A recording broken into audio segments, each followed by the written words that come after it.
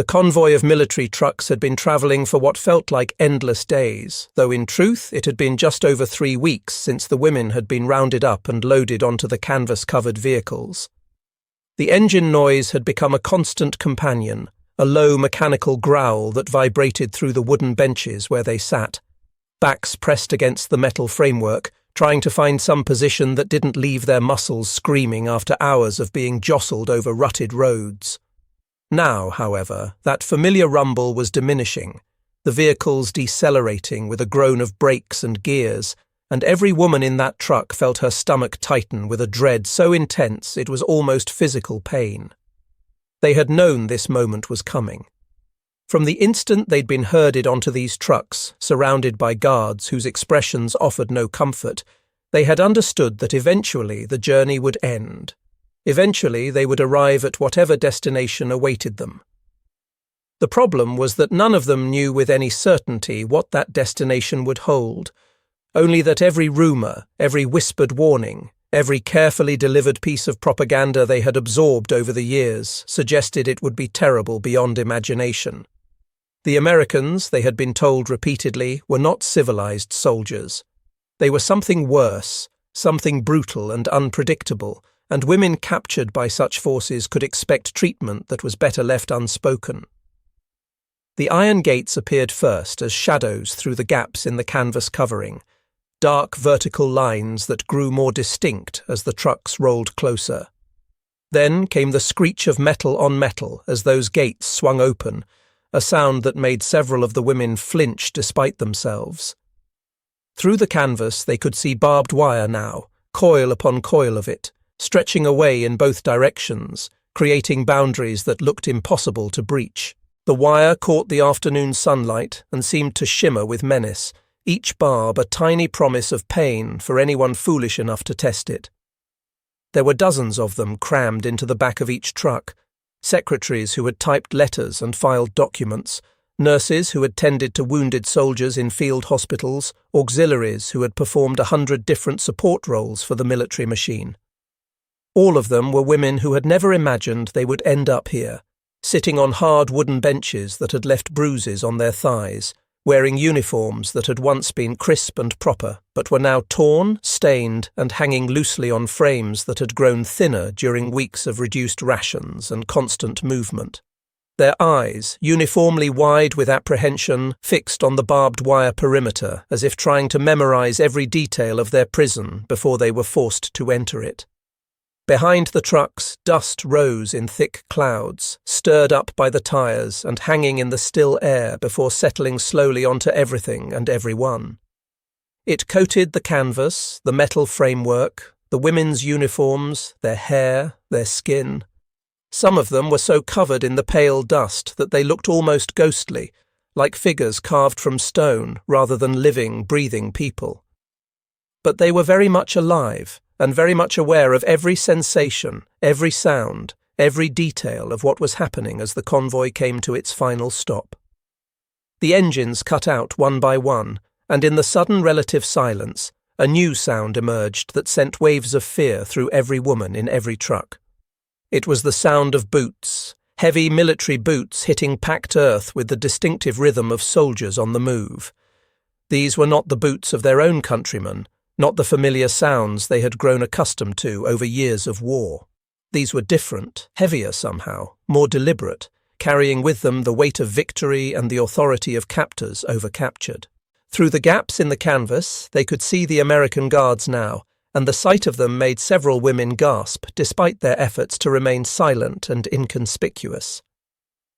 The guards were enormous, or at least they seemed that way from the perspective of women who had been travelling for weeks with little food and less sleep.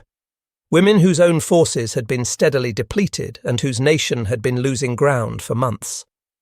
These American soldiers stood tall against the afternoon sky, their broad shoulders seemingly as wide as the trucks themselves, their uniforms clean and well-maintained, their rifles gleaming with the kind of care that suggested they were not mere props but functional weapons that could be deployed at a moment's notice. Every movement the guards made seemed choreographed for maximum intimidation. The way they walked, unhurried but purposeful, suggested men who were completely in control of the situation and knew it. The way they held their rifles, not quite aimed but not quite at rest either, conveyed both capability and potential threat.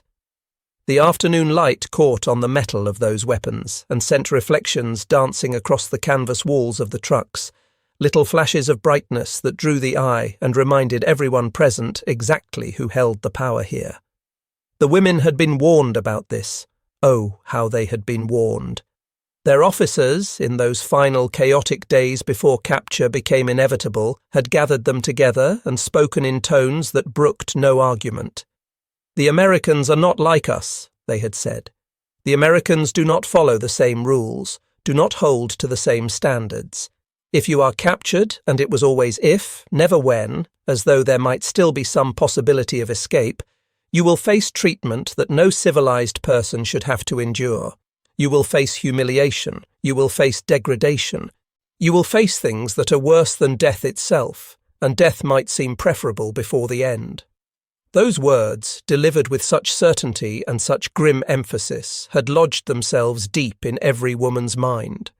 They echoed now, louder than the crunch of gravel beneath the boots of the American guards outside, louder than the creak of the truck's suspension as it settled after the long journey, louder even than the hammering of hearts that seemed to fill the canvas-covered space with their collective rhythm.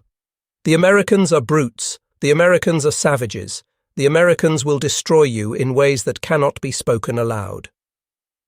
Among the women pressed together in the truck was one who looked impossibly young, barely 19, if that, her face still carrying traces of the childhood she had left behind only recently. Her hands gripped the edge of the wooden bench so tightly that her knuckles had gone white, bloodless, the bones standing out sharply against skin that had been bronzed by sun during the journey, but now looked pale despite the tan. Her lips were moving, forming words that produced no sound, and anyone watching closely would have recognized the rhythm of prayer, the desperate seeking of divine intervention or comfort, or simply something to focus on other than the terror that threatened to overwhelm her completely. Beside her sat another woman, older by perhaps a decade, who had made a different choice in how to cope with this moment. She had fixed her gaze on the wooden floor of the truck, on the dirt and dust that had accumulated there during the journey, and she refused to lift her eyes no matter what happened outside. She would not look at the guards. She would not acknowledge their presence. She would not give them the satisfaction of seeing fear in her face, even though fear was coursing through her veins like ice water, making her feel simultaneously frozen and desperate to flee. The back of the truck opened with a metallic clang that made everyone jump. The canvas was pulled aside roughly, flooding the interior with bright afternoon sunlight that was painful after the dimness they had grown accustomed to. Silhouetted against that brightness were the shapes of American guards, and their voices came next, speaking in English with tones that were brisk and commanding and completely incomprehensible to women who spoke only German. The words themselves were meaningless sounds, a rapid stream of syllables that conveyed nothing specific, but the tone carried meaning that transcended language barriers. These were orders. These were commands that expected immediate compliance. The guards might as well have been speaking in clear German for all the clarity that tone provided. Get out, line up, move. Now. One by one, the women climbed down from the truck, their movements stiff and awkward after so many hours of sitting, their legs uncertain beneath them as they made contact with solid ground for the first time in what felt like forever. Each woman who emerged from the canvas-covered darkness into the bright afternoon light felt her heart pounding so hard it seemed likely to burst from her chest. Each one felt the weight of eyes upon her, measuring, judging, categorizing.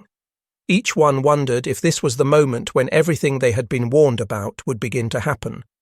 The sunlight was merciless after the shadowed interior of the truck, striking them with an intensity that made several women raise their hands instinctively to shield their eyes. As their vision adjusted, the full scope of their new reality became visible, and it was every bit as intimidating as they had feared.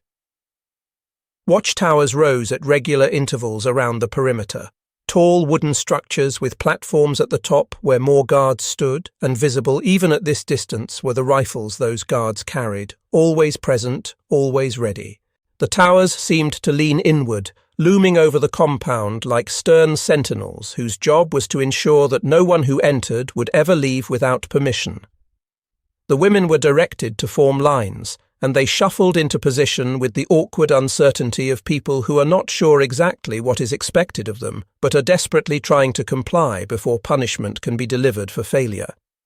Their eyes darted constantly, trying to take in everything at once, trying to spot the danger before it could materialize, trying to find some clue about what would happen next. The nearest section of fence was close enough that they could see individual barbs on the wire, each one gleaming in the sunlight, each one looking sharp enough to tear flesh with the slightest contact. The wire was arranged in spiral coils that reminded one woman of the spring inside a mechanical clock, wound tight and ready to snap at any provocation. Rumours had filled the journey, whispered from woman to woman during those brief moments when the trucks stopped and they could huddle together in the darkness.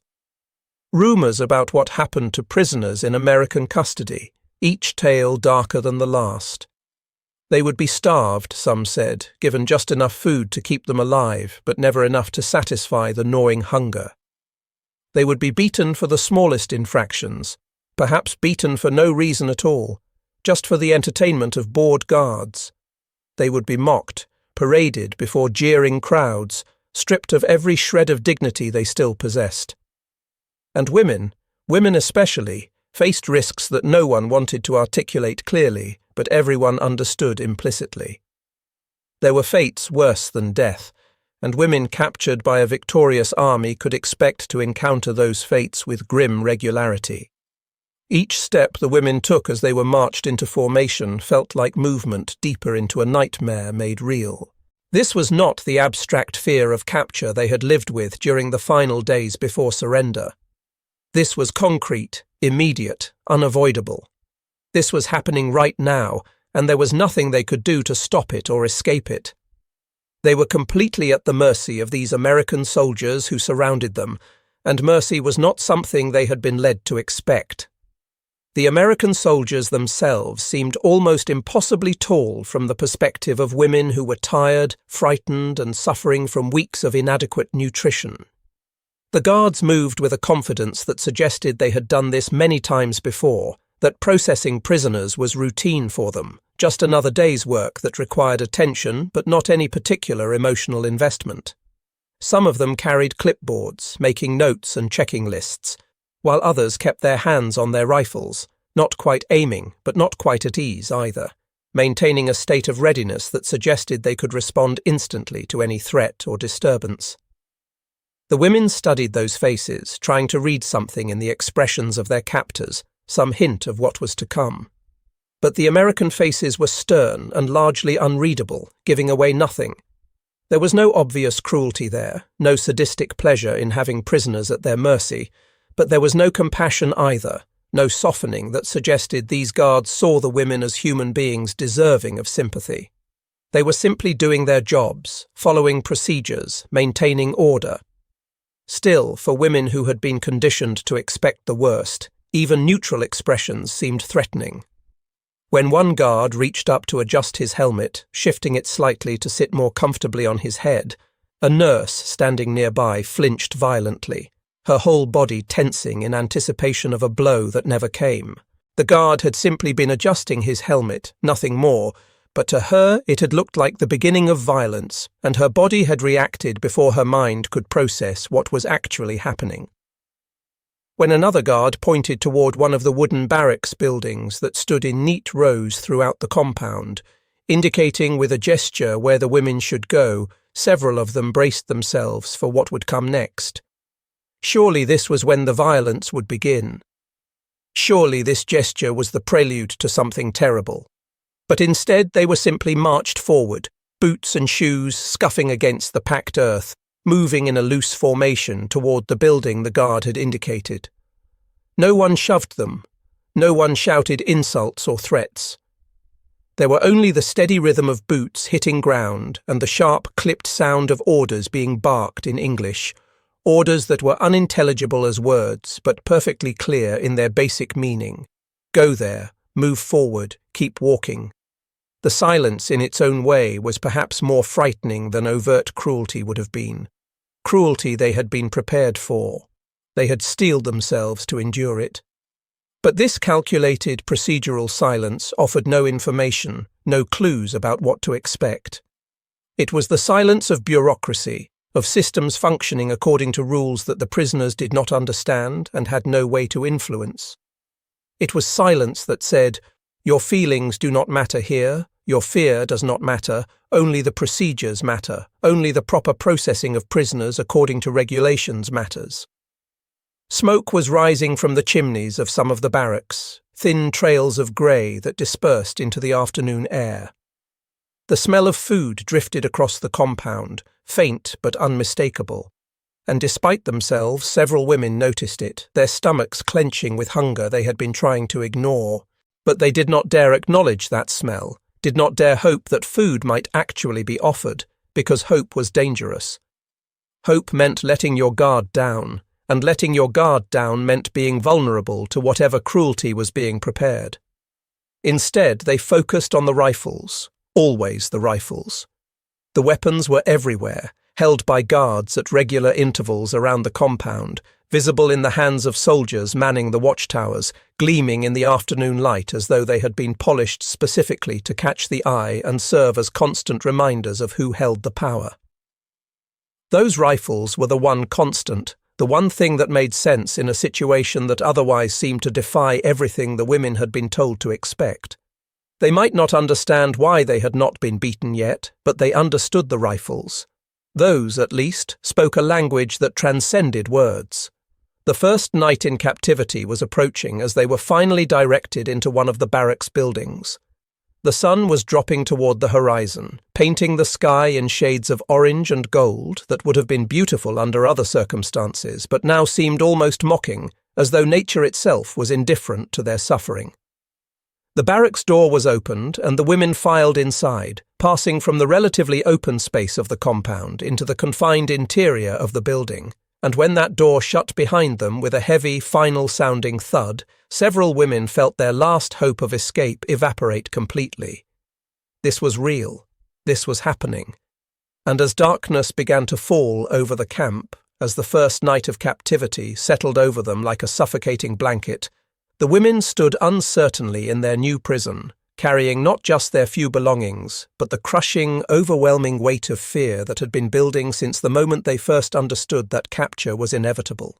They had survived the journey, but survival now felt less like relief and more like simply postponing whatever terrible fate awaited them in this place, under the control of an enemy they had been taught to fear above all else. The interior of the barracks gradually revealed itself as the women's eyes adjusted from the brightness outside to the dimmer light within.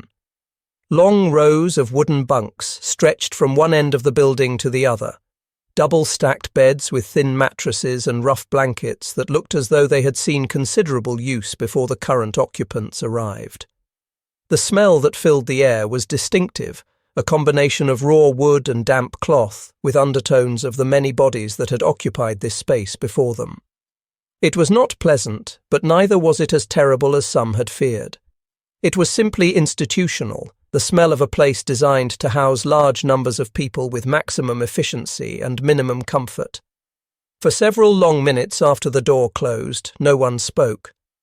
The silence stretched out, becoming oppressive in its weight, broken only by the muted sounds of American guards talking outside, their voices filtering through the wooden walls but remaining incomprehensible, just sounds without meaning that served as a constant reminder of who controlled this place.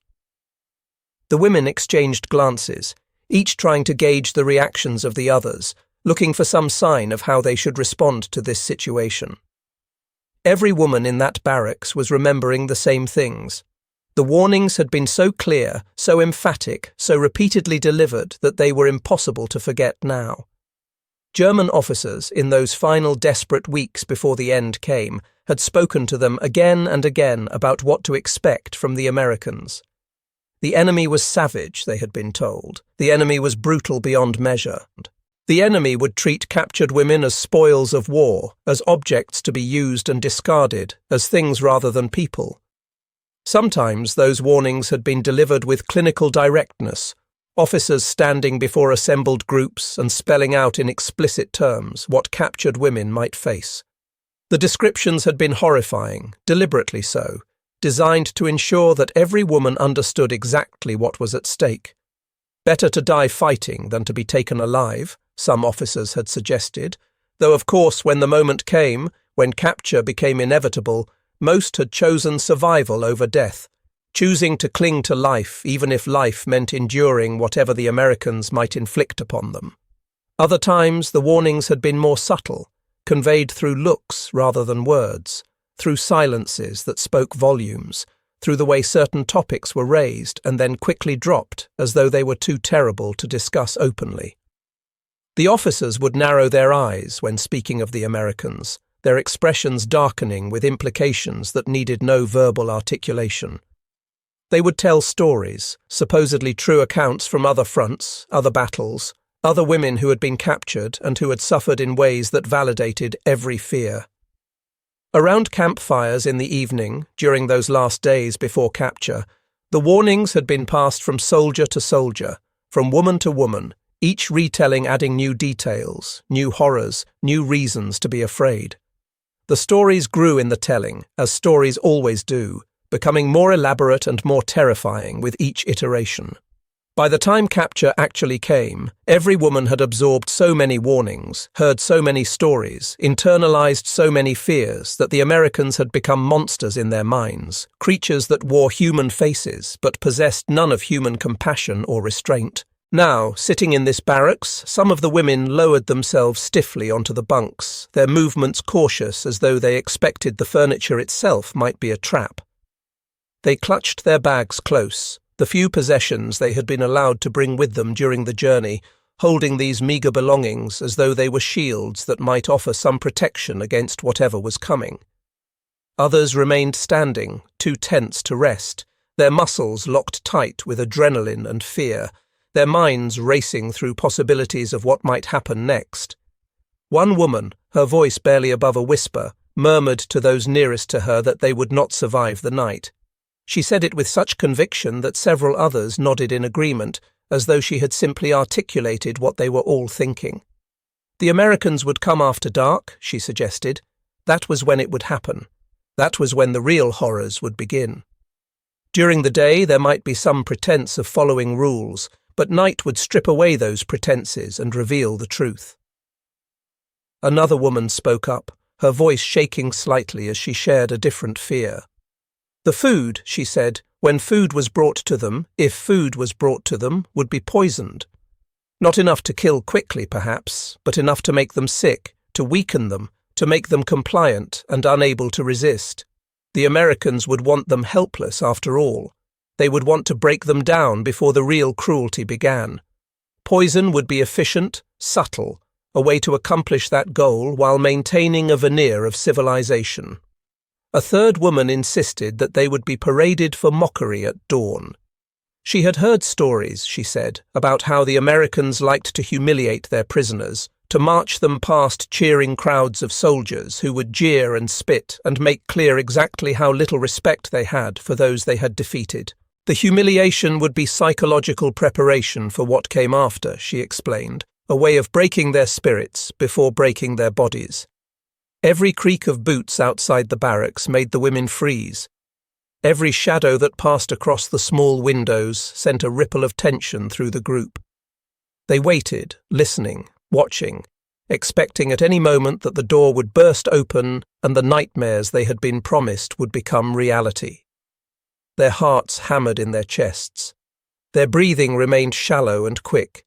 Their hands clenched into fists or gripped the edges of bunks or twisted in fabric, needing something physical to hold on to while their minds struggled with fear. But minutes passed, stretching into what felt like hours, even though the light outside suggested it had not been that long. The guards outside continued talking in those low, calm voices that sounded almost casual, as though everything was perfectly normal, as though there were no terrified women inside the barracks, as though this were just another routine day requiring routine attention. The tone of those voices was unsettling in its ordinariness. How could they sound so relaxed? How could they conduct conversations in such normal tones when surely they must be planning terrible things? When finally something did happen, it was not what any of the women had expected. The door opened, not violently, but simply firmly, and a guard entered carrying a large tray. On that tray were arranged portions of food, thick slices of bread that looked fresh-baked, bowls of soup that steamed in the cooling evening air, and metal cups filled with some dark liquid that gave off a bitter smell, which some of the women would later identify as coffee, though coffee of a sort they had never encountered before. The guard set the tray down on a wooden table near the door, said something in English that might have been instructions, or might have been simply informing them that food had arrived, and then departed, pulling the door closed behind him. The whole interaction took perhaps 30 seconds, and throughout it the guard had not raised his voice, had not made any threatening gestures, had simply performed what was clearly a routine task, and then moved on to whatever other duties awaited him. The women stared at the food as though it were a serpent coiled and ready to strike. No one moved toward it. No one reached out to take a portion. The bread sat there, still warm enough that steam rose faintly from the crust. The soup continued giving off tendrils of steam that dispersed into the increasingly cool air of the barracks. The coffee remained untouched in its cups. It was more food than many of them had seen in one place for weeks, possibly months, and yet no one dared to touch it. Suspicion moved through the group like an electric current, visible in their tense postures and the way their eyes kept darting from the food to each other and back again. This had to be a trap. It was too much, too generous, too unexpected. Why would the Americans feed them well? Why would they provide what appeared to be genuine nourishment rather than the starvation rations the women had been led to expect? The woman who had earlier warned about poison spoke up again, her voice firm with certainty. She pointed out that the soup could be laced with anything, substances that would make them sick or compliant or worse. The Americans were clever, after all. Everyone knew that. They would not simply beat their prisoners into submission when there were more subtle methods available. Poison in food was exactly the sort of thing a sophisticated enemy would employ. Another woman nodded and shared her own plan. She had bread hidden beneath her skirt, she admitted, bread she had somehow managed to save from an earlier meal during the journey. She would not eat the American food. She would not take the risk. Better to subsist on what she knew to be safe, even if it meant going hungry, than to ingest something that might be their first step toward total subjugation. Others listened to these warnings and found themselves unwilling to take the risk despite the gnawing hunger that had become their constant companion. Hunger was familiar now. They had learned to live with it, to push it aside, to ignore the way their stomachs cramped and their energy flagged. They could endure more hunger. What they could not endure was the unknown, the possibility that this food carried threats they could not see or taste until it was too late. And so the food sat there, untouched, slowly cooling as the evening progressed toward night. The steam that had risen from soup and bread gradually dissipated. The coffee, which had been hot enough to be uncomfortable to drink, cooled to a temperature where it would have been pleasant, but still no one reached for it. The tray became a symbol of their uncertainty, sitting there in the middle of the barracks like an accusation or a test they were not prepared to take. To the Americans outside, had they known or cared, this was simply routine. Meals were provided according to regulations that governed the treatment of prisoners. There were rules about such things, standards that were supposed to be maintained, quotas of calories and nutritional requirements that were meant to be met. The guards were following orders, nothing more, performing their duties according to the procedures that had been established long before these particular prisoners arrived. But to the women inside the barracks, nothing about this situation felt routine. Every decision, no matter how small, carried enormous weight. Every choice might be the difference between survival and destruction. The food was not just food. It was a question, a challenge, a test of their judgment and their ability to navigate this strange new world, where nothing made sense and everything contradicted what they had been so carefully taught to expect. They sat in the gathering darkness, wrapped in thin blankets that provided little warmth, watching the shadows lengthen and merge as night fell completely over the camp. The food remained where it had been left, now completely cold, no longer appetizing even if they had been willing to risk eating it. And the women huddled together, drawing what comfort they could from proximity to others who shared their fear, waiting for morning and whatever it might bring, wondering if they would survive to see another dawn, and if survival was even something to be hoped for given what they still believed awaited them in this place. Outside, the sounds of the camp continued. Guards changed shifts with brief exchanges that filtered through the walls. Somewhere in the distance, a dog barked, and carried on the night air came the faint sound of music, someone playing a harmonica with the kind of casual skill that suggested long practice. The tune was slow, almost melancholy, and it drifted across the compound like something from another world, from a place where war did not exist and men were not divided into captors and captured. That music unsettled the prisoners in ways they could not quite articulate. It seemed wrong somehow that guards would play music, that they would engage in something so ordinary and human while holding women prisoner. Music suggested leisure, normalcy, perhaps even contentment. It made the Americans seem less like the monsters the women had been prepared for, and more like ordinary men passing time during a boring shift. That should have been comforting, but instead it was deeply confusing, because if the Americans were just ordinary men, then everything the women had been told was wrong, and that possibility was almost more frightening than the prospect of facing monsters. Sleep, when it came at all, came in brief, fitful bursts.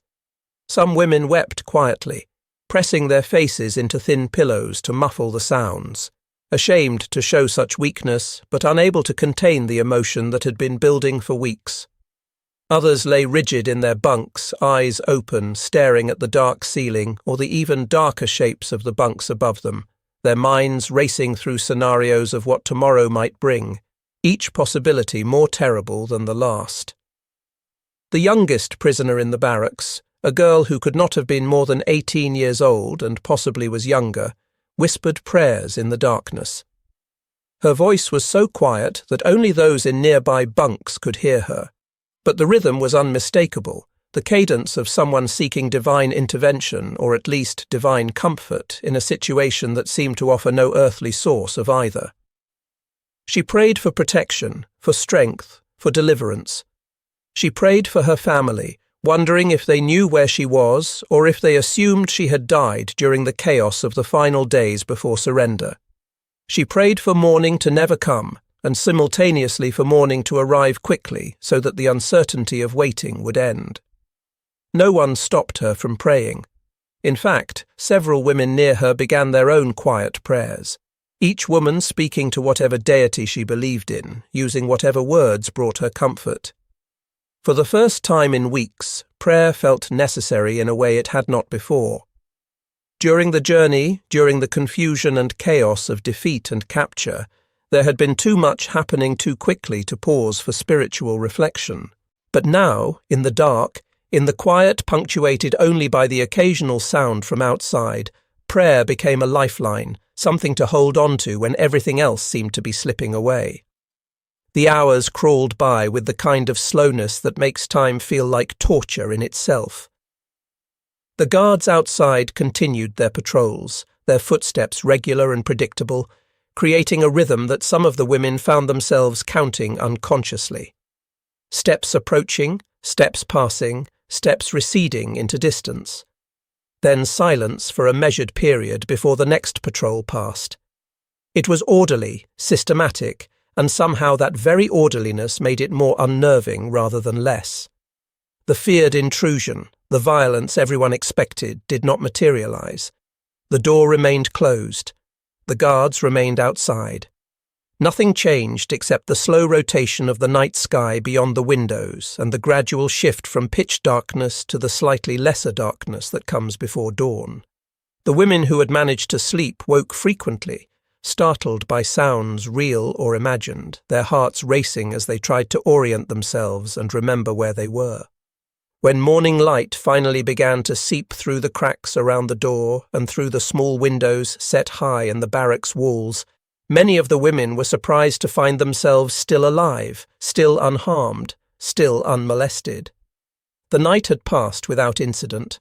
No Americans had burst in to assault them. No violence had been delivered. No humiliation had been forced upon them. They had simply been left alone in the barracks, allowed to spend the night in relative peace, disturbed by nothing worse than their own fears and imaginings. That realization brought no relief.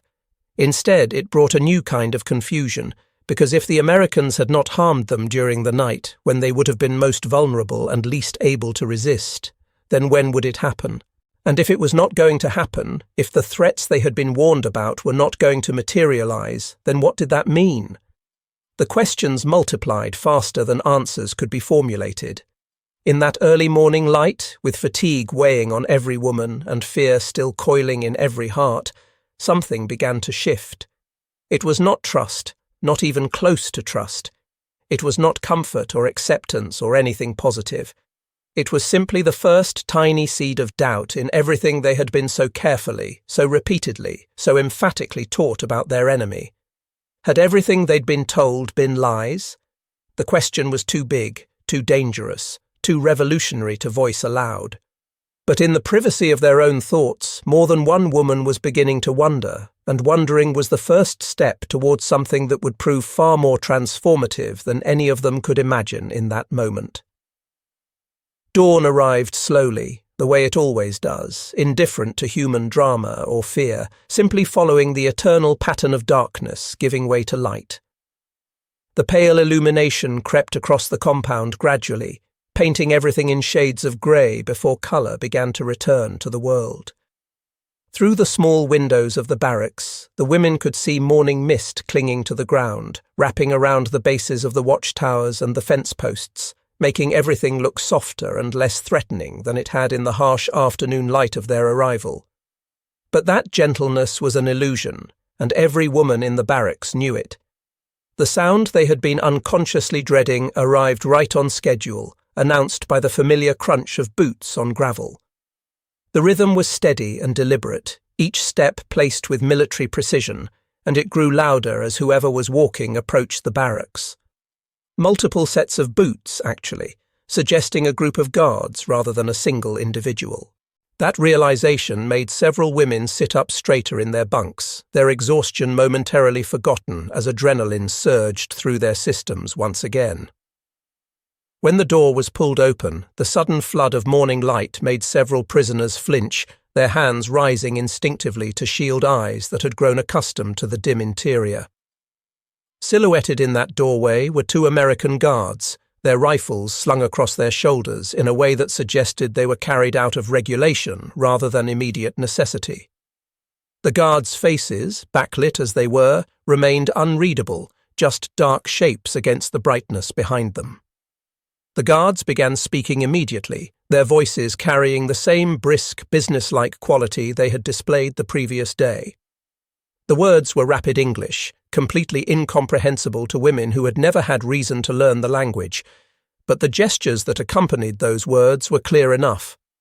The guards were indicating, through a combination of pointing and beckoning motions, that the women should line up. Time to get up, time to assemble, time to move. For several long seconds, no one moved. The women sat frozen in their bunks, paralyzed by a combination of fear and the physical reluctance to leave what had become, over the course of the night, a familiar space that felt marginally safer than whatever awaited outside.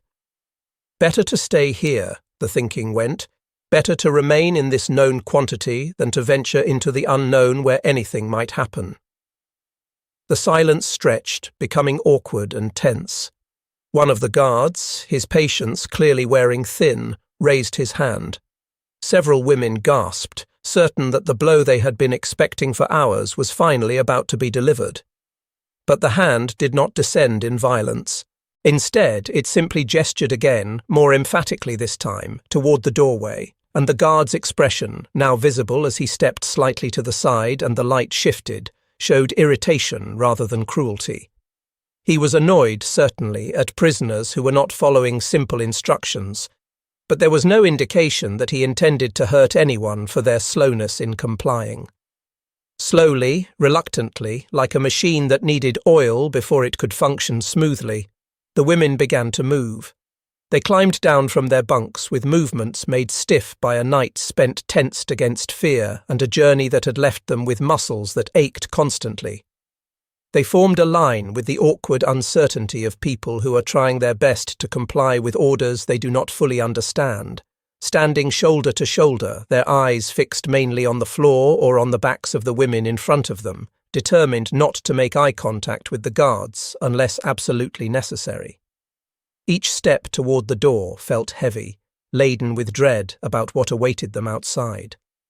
Their movements were mechanical, driven by the need to obey rather than by any willingness to embrace whatever was coming. The rifles remained ever present in their awareness, those weapons slung across the guards' shoulders serving as constant reminders that resistance was not merely futile, but potentially deadly. Whatever these Americans wanted, the women would have to give, because refusal was not an option available to prisoners. The morning air outside the barracks was sharp and cold, carrying with it the kind of chill that speaks of seasons changing, of winter approaching, of the world continuing its cycles regardless of war or capture or human suffering. A thin mist still hung low over the ground, giving everything a dreamlike quality that would have been beautiful if the circumstances had been different. The watchtowers rose through that mist like islands emerging from a sea of white, and at the top of each tower the familiar shapes of guards were visible, their rifles dark lines against the gradually brightening sky. The women were marched toward a central area of the camp, a space that appeared to serve as a gathering point, a square of packed earth where other prisoners were already assembled. These other prisoners, women like themselves who had been captured at various points and brought to this place, stood in neat rows, their postures speaking of exhaustion and fear similar to what the new arrivals felt. None of the assembled prisoners spoke. The silence was thick enough to feel like a physical presence, broken only by the shuffle of feet and the occasional cough or cleared throat. Some of the women from the newly arrived transport clutched their blankets close, having grabbed them as they left the barracks, wrapping the thin fabric around their shoulders like armour against both cold and the gazes of the Americans who surrounded the assembly area. Others kept their heads bowed, chins nearly touching their chests, refusing to look up, refusing to meet the eyes of anyone, whether fellow prisoners or guards. It was a defensive posture born of years of being taught that women should be modest, should be unassuming, should not draw attention to themselves, and in this context that training manifested as an attempt to simply disappear, to become so small and insignificant that perhaps cruelty would pass them by. Every gesture any guard made seemed dangerous when viewed through the lens of terror. When a guard shifted his weight from one foot to another, several women tensed, preparing for action.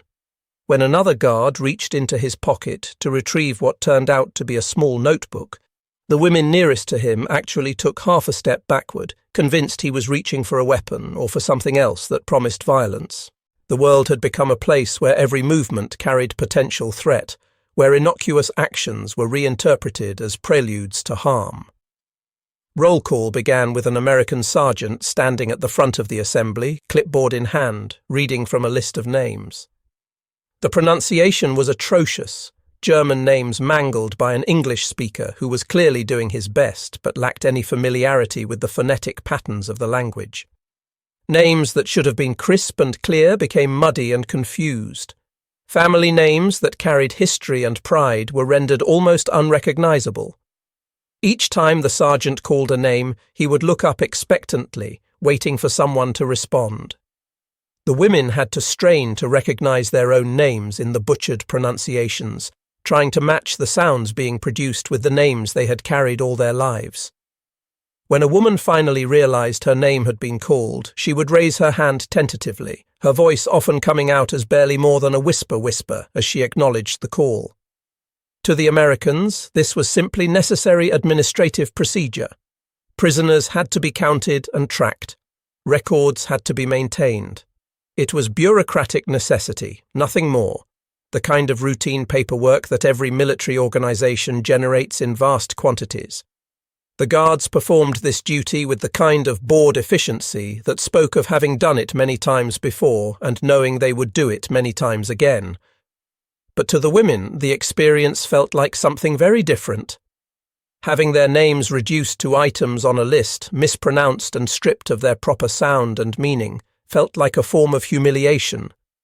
Their identities were being processed, catalogued, filed away, as though they were objects rather than people, inventory to be tracked rather than human beings with histories and families and lives that had been interrupted by war. One particularly young prisoner, a girl who looked as though she might have been in school just a few years earlier, trembled so violently when her name was called that she could barely manage to raise her hand. Her whole body shook as though she were standing in sub-zero temperatures rather than simply morning chill. When she tried to speak, to acknowledge that yes, she was present, her voice came out as nothing more than a squeak that was nearly inaudible even to those standing directly beside her. An American guard near her frowned at this response, his forehead creasing with what might have been concern or might have been simple irritation at not being able to hear clearly. He spoke sharply, not loudly, but with the kind of crisp authority that demanded a better response, asking presumably for her to speak up, to confirm her presence more clearly so it could be properly noted on the records. The young woman recoiled from that sharp tone as though she had been physically struck. Her body jerked backward, her eyes went wide with terror, and for a moment it seemed entirely possible she might simply collapse from fear. To her, that tone confirmed everything she had been taught to expect. This was the beginning.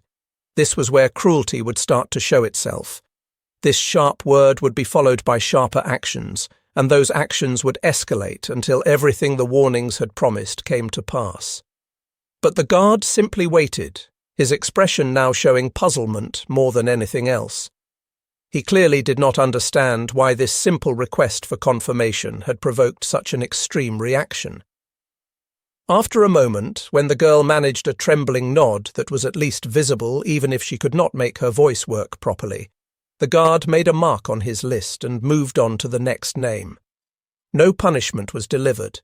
No violence occurred. The moment passed, leaving the young woman shaking but unharmed. When the roll call finally concluded, all names checked off, all prisoners accounted for, the guards began organizing the women into smaller groups. Again, the instructions were delivered in incomprehensible English, but gestures and physical guidance made the meaning clear. The prisoners were being divided, separated into different units, though for what purpose no one could immediately determine. That uncertainty spawned immediate fear throughout the assembled women. Whispered conversations broke out despite the presence of guards, women leaning toward each other to share theories and fears about what this division might mean. "This is where they separate us for different treatment," one woman hissed to her neighbor. "They'll take the young ones for one purpose and the rest for another." The specifics of what those different purposes might be were left unsaid, but the implications hung heavy in the air between them, understood without needing explicit articulation. The first group of prisoners was led away from the assembly area, marching in a loose formation toward one of the buildings that had chimneys from which smoke was actively rising.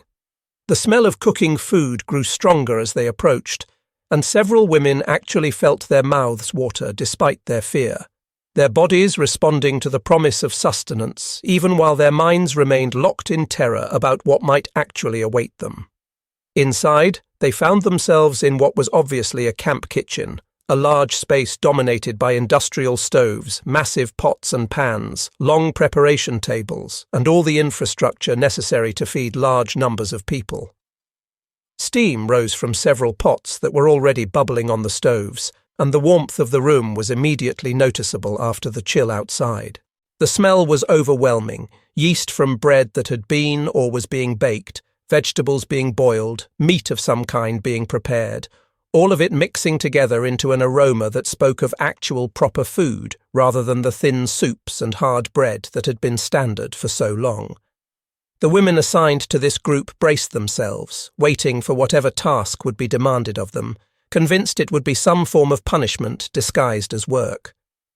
But the American guard who supervised the kitchen area simply pointed to various stations, to the pots that needed stirring, the vegetables that needed cutting, the bread that needed to be checked, and through a combination of gesture and demonstration made clear that the prisoners were expected to help with food preparation. This assignment spawned its own confusion.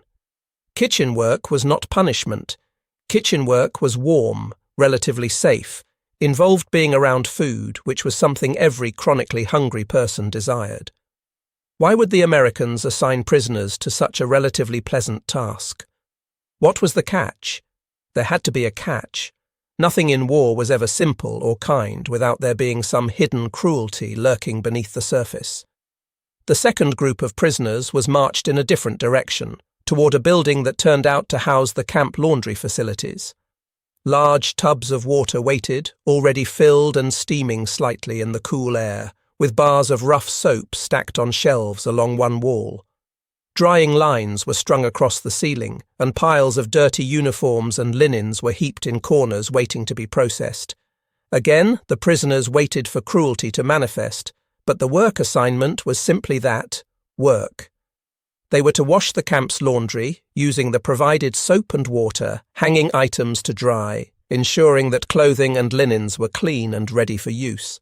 It was hard physical labour, certainly, the kind of work that would leave muscles sore and hands raw, but it was not torture. It was not humiliation beyond the general degradation of being forced labour. It was simply work that needed doing. The confusion this generated was perhaps more destabilizing than outright cruelty would have been. The women had prepared themselves mentally to endure punishment. They had steeled themselves to survive whatever barbaric treatment the Americans decided to inflict. What they had not prepared for was being treated as simply labor, as workers who had tasks to complete, as people who would be used for their ability to perform mundane necessary functions rather than for their capacity to suffer.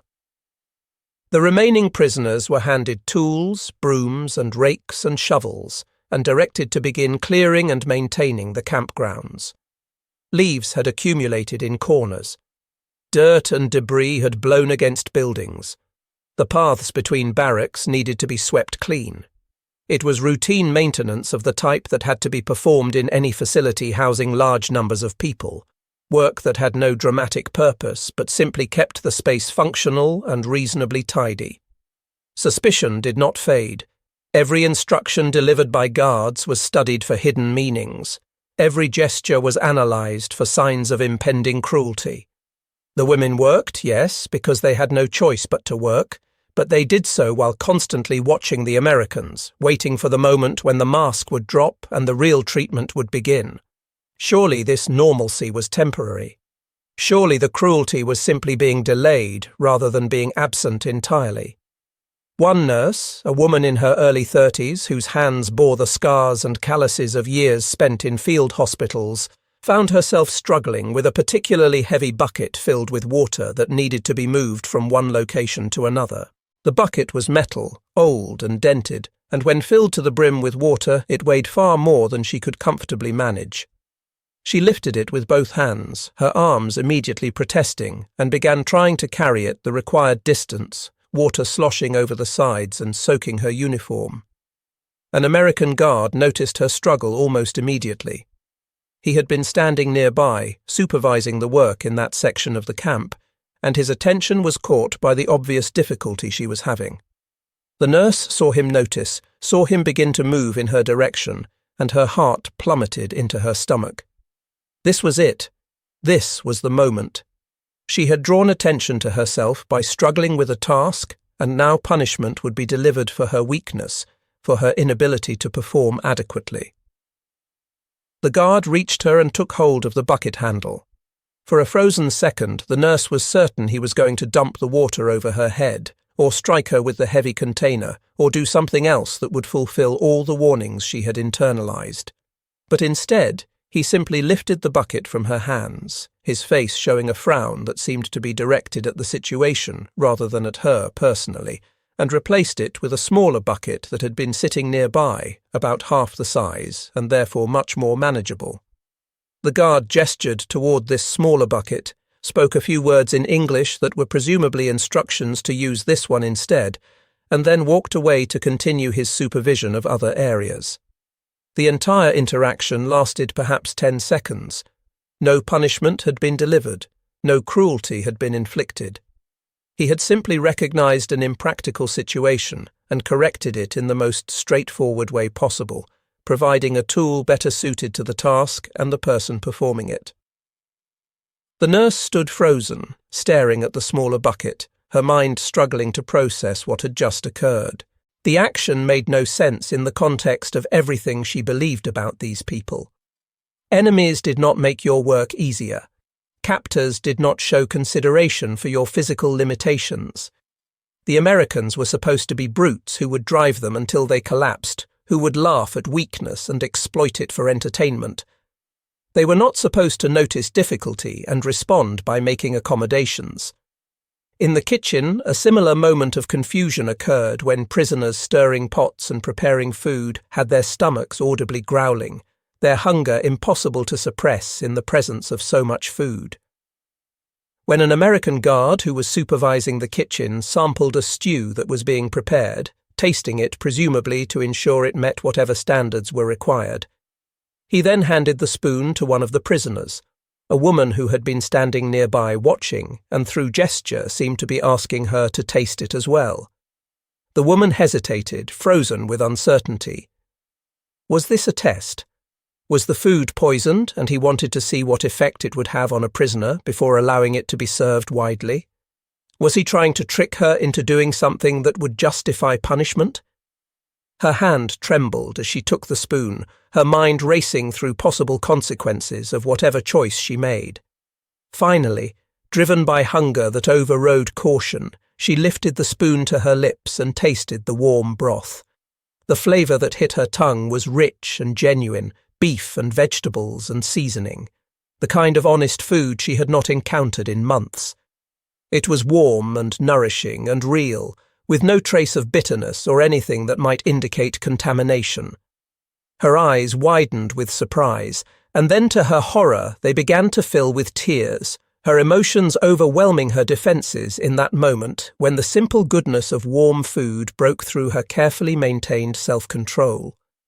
The guard, seeing her reaction, seemed satisfied that the stew was properly prepared and moved on to other tasks, apparently oblivious to the small crisis of understanding he had just triggered in the woman he had asked to taste the food.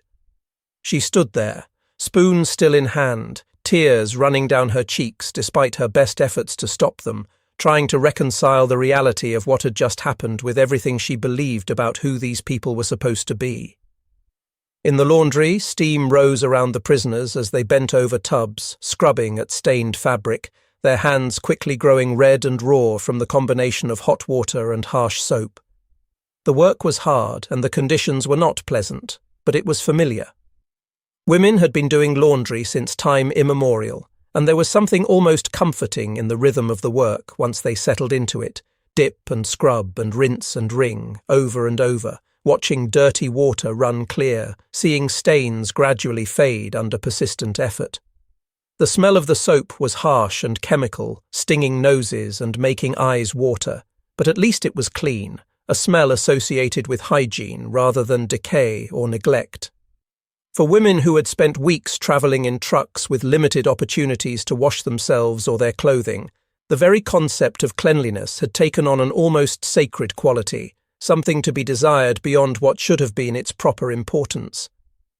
Hours passed in this way, morning moving toward midday, the sun climbing higher in the sky and burning away the mist that had covered the ground at dawn. The work continued steadily, guards supervising but not driving the prisoners to unreasonable speed or impossible standards. They simply expected work to be done competently and at a reasonable pace, correcting with gestures and occasional words when something was not being done correctly, but not punishing errors with violence or humiliation. By midday, when the prisoners were finally given permission to stop and directed back toward the barracks, they were tired but not broken. Their muscles ached from unaccustomed labor, yes, and their hands were sore from gripping tools or handling wet fabric or stirring heavy pots, but they had not been beaten or starved or tortured. They had simply worked, performing tasks that, while certainly not pleasant, were within the range of what they could physically manage. The confusion this generated was more profound than the women could easily articulate even to themselves. Fear had not vanished.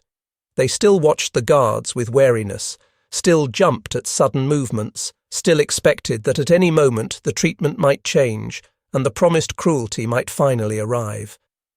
But doubt had been planted, growing alongside the fear, creating a cognitive dissonance that was almost painful in its intensity. Walking back to the barracks, several women spoke in low voices about what they had experienced. The work had not been punishment, they admitted to each other. It had simply been work. The guards had not been cruel. They had been indifferent at worst and occasionally almost helpful. The food in the kitchen had been real and abundant.